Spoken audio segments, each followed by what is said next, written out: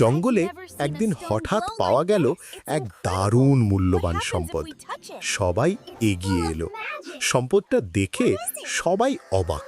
সবাই ঠিক করলো রাজা সিংহ এলে কাল আলোচনা হবে। We will speak to King Lion about this tomorrow. Yes, tomorrow.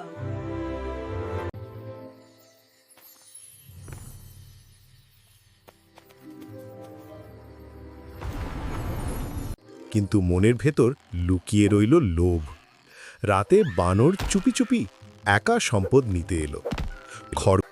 খরগোশও চেষ্টা করল মাটি খুঁড়ে তুলতে, ব্যর্থ হলো। শিয়াল লাঠি দিয়ে ঠেলে দেখতে লাগলো, কিন্তু কাজ হলো না।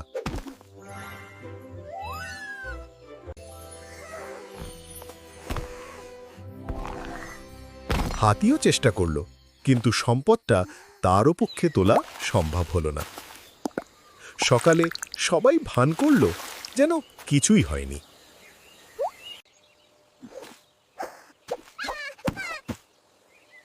রাজা সিংহ এসে সম্পদটি দেখল। সিংহ বুঝতে পারল সবাই কিছু লুকাচ্ছে।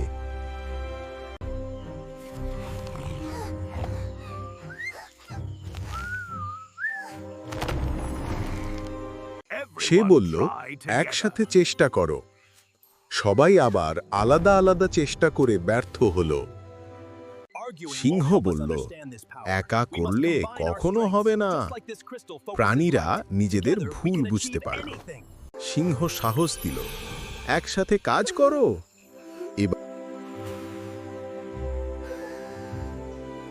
সিংহ বলল, একা করলে কখনো হবে না। প্রাণীরা নিজেদের ভুল বুঝতে পারল। সিংহ সাহস দিল, একসাথে কাজ করো। এবার সবাই মিলে চেষ্টা শুরু করল। একজন টানছে, অন্যজন ঠেলছে, সবাই সাহায্য করছে। অবশেষে সম্পদটা উঠল।